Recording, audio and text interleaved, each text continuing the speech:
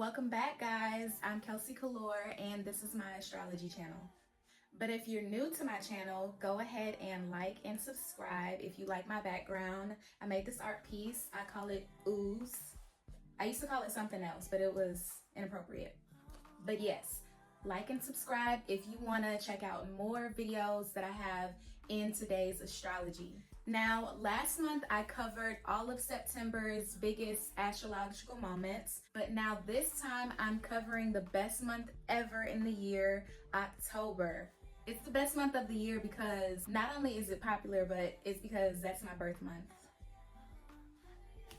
October 2nd, we have the second round in Virgo new moon coming through. Yes, I said a second round in Virgo new moon. Well, if you're wondering how this is the second time Virgo gets a new moon, that's because, like I said in my last video about this new moon, Virgo, the constellation, is a really huge constellation. This new moon lands smack dab in the middle of Virgo, and it's nowhere near Libra yet.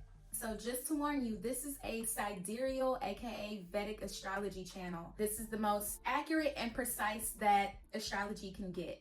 Another bizarre thing about this new moon in Virgo is that we're having another solar eclipse. But this time it's more of an annular solar eclipse, and that means that it's gonna cover the sun partially and not entirely. But it's still a exciting experience to see, because you're still gonna see that new moon right over the sun. In astrology, what eclipses signify are shifts and endings, which makes it a potent time to reassess your goals, beliefs, and life structures. So while the eclipse is in Virgo, this transit is calling you to consider making changes and work towards your health and healing. And this is also a time we're becoming more aware of the intentions that we had set before, if they're working or if they're not.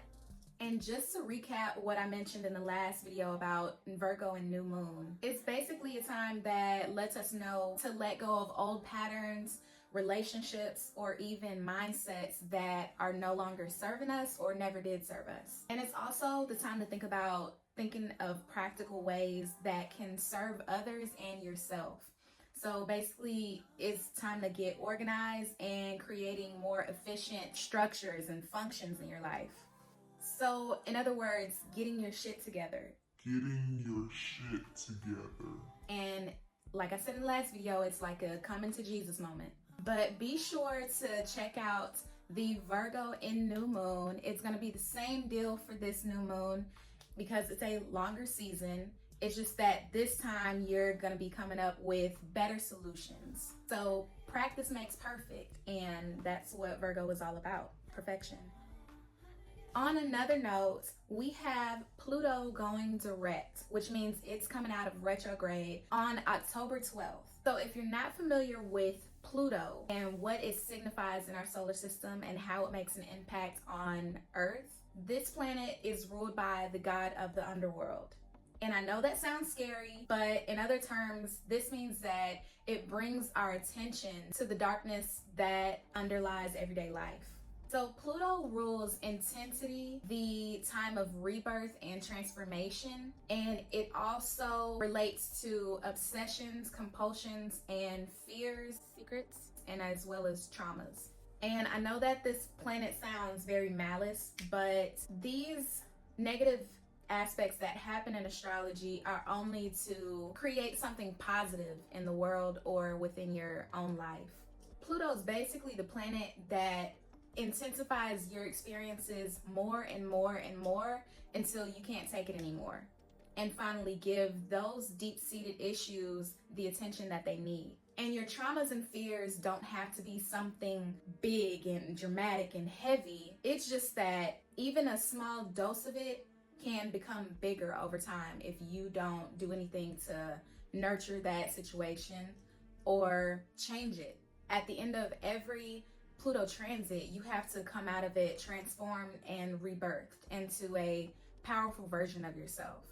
And if you don't want to, it's your choice. So while the planet is in retrograde, what this means is that these intense feelings and emotions or issues happen more internally than externally. And if you want to know more about Pluto in retrograde, check out my videos prior to this one that cover what Pluto in retrograde means. So in this retrograde, the last 5 months, you were able to come to terms with and confront these deep-seated issues and fears and traumas that you had and you might have been suppressing the whole time, and evaluating what needs to be changed in order for you to achieve your sense of power and authority. On a side note, have you heard about Diddy lately? You know, they say what's done in the dark must come to the light, or what goes around comes back around. And also the Kim Porter book just released. Go find it, the link below. It's called Kim's Lost Words. Check it out. I have it in my link. Go to my website to purchase the book. But ever since the planet Pluto approached Capricorn, the world and even pop culture has been experiencing the fall of these high profile political figures and even socialites. And their businesses are in danger because of their abuse of power. And Capricorn sign rules business, responsibilities, and reputation. And since the planet Pluto has been moving backwards, or visibly been moving backwards, we're witnessing the fall of bad behavior, or should I say bad boys. All I know is heaven is cleaning up this earth. It's dirty. And even people are going back to their roots, like practicing their old religions that came from their cultures. And by the way, what did I tell you in the Virgo season video? Now we're witnessing the devil in the details. But back to my astrology channel.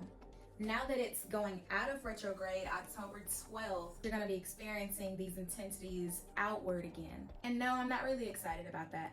But I think I did my work for the most part. And as Pluto moves forward again, you might have realized that you don't want to move forward with the same old patterns, behaviors, and addictions that were weakening your power.